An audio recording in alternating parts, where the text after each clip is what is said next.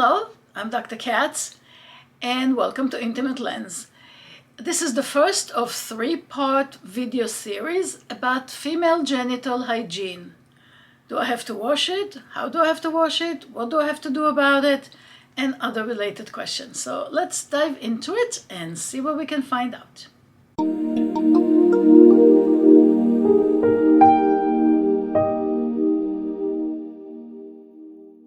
Question number one. Is the vagina a sterile environment? And the answer is no. Vagina is not a sterile environment at all, and neither is the penis. How does the vagina stay healthy? Because it has a robust ecosystem, or the vaginal flora, which is a mix of different bacteria, some good, some bad, and they should live in harmony, be in balance, and therefore take care of any offensive organism. When the bad bacteria outnumber the good bacteria and tilts the balance, it would be suggested that you have an infection or an irritation or something is inflamed or not doing well there.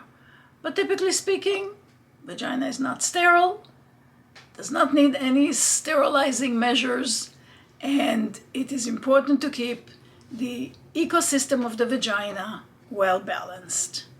By the way, the ecosystem of the vagina is subject to different factors, such as age, stress, hormonal level, certain foods you eat, medications you take, sexual activity, and your overall health. So it's a very dynamic environment. Nonetheless, it is on autopilot unless there are disruptions. A question that's common: is there a right way and a wrong way to clean the genitals or the vagina? Well, the wrong way would be scrubbing it harshly, just with your hand or with a sponge or with a towel or any other agent you may use. There is no need for that. As strong as the area is to withstand life's events such as sexual activity and childbirth and just everyday living, such heavy-duty scrubbing will affect not only the ecosystem of the vagina and disrupt its balance, but may also lend to skin breakdowns and irritations, etc. So no, there is no need to go heavy-duty scrubbing. So how do you clean the genitals? What is the recommended way? Well, there are different tips about that. Ideally, you will install a handheld shower head so you can rinse between the genital folds in the most efficient way. If this is not possible, you could always use a spray bottle and spritz yourself around there. Very, very important not to use hot water on the genitals. Lukewarm is fine, cold, your choice, but not hot, because hot water will cause more dryness and more chafing, and pretty soon you're going to feel a little miserable down there. As far as soap is concerned, try to opt for a mild hypoallergenic soap. It does not really matter how it smells or what fragrance the soap has. You really would like to use a soap that is non-irritant. Also use a hypoallergenic soap. There are plenty on the market. I hope you know that you do not need to put the soap inside your vagina, right? The vagina is a self-cleaning body part, and there is no need to soap the inside.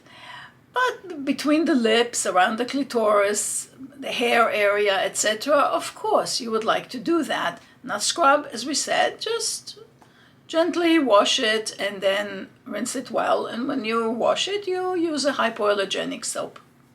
Once you've washed, just pat dry. Nothing else to do. Leave it alone.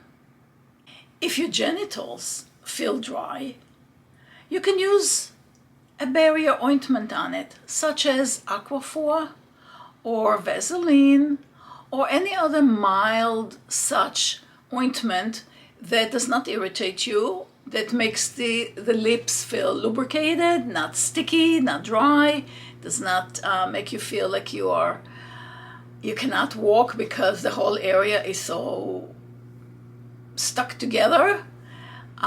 So that's okay.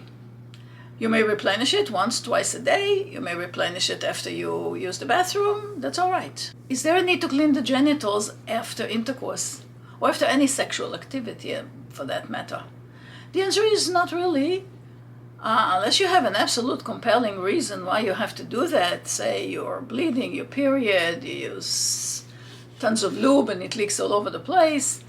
But normally, no, there is absolutely no reason for it. You can just let it be, roll over, go back to sleep, if you do it at night. Or move on with your day. You can always gently cleanse it if you wish, say with a wet toilet paper or a wet washcloth, or with a wet towel that is one-time use. Just don't flush it down the toilet, it may clog your plumbing. So you can just gently clean it that way, but is it a necessary thing to do? No, it really is a matter of your preference. Do you have to clean the genitals after you've gone to the bathroom? Not really, but that is a personal choice. Urination, typically no. If you have religious codes that you have to rinse yourself there, as some do, then just use lukewarm water and just rinse it gently. Not hot, not cold, just gentle rinsing. That's all there is to it. Otherwise, there is really no need to rinse the genitals after you urinate. And after bowel movement, hopefully you know that however you wipe, it should only stay in the back. Whatever is in the back should not come to the front, because the ecosystem of the vagina is not compatible with the ecosystem of the anal canal. But if you just keep yourself clean and neat there and wipe yourself, even with the use of wet toilet paper or any of those disposable towelettes, you're good to go. There is really no need to be terribly preoccupied with genital cleaning. This is a body part that is self-sufficient. Let me go back for a moment to the concept of a handheld shower. The benefits are not only ease of rinsing, but also because it is normal to have some residue between the genital lips, like leftover soap flakes or dried skin, toilet paper, the bunches up there, sometimes a little bit. And by using a handheld shower, you can really do a good job cleaning. Cleaning again, not scrubbing, but rather a good rinse. Because left alone, if you have a lot of this residue that accumulates in the genitals and not gets rinsed away, it could cake in and it could cause some local irritation. So it's a good thing to have a handheld shower or a spray bottle that you can rinse yourself really, really good. If you take a bath, obviously, it will rinse the whole area. Make sure you separate the genital lips. Still use a mild soap, as we said before, and you're good to go. Hope you learned something new. Hopefully this answered some of your basic questions. Be sure to tune in to part 2 and 3 of this series. Like, share, let us know if you have any questions, and we'll see you next time.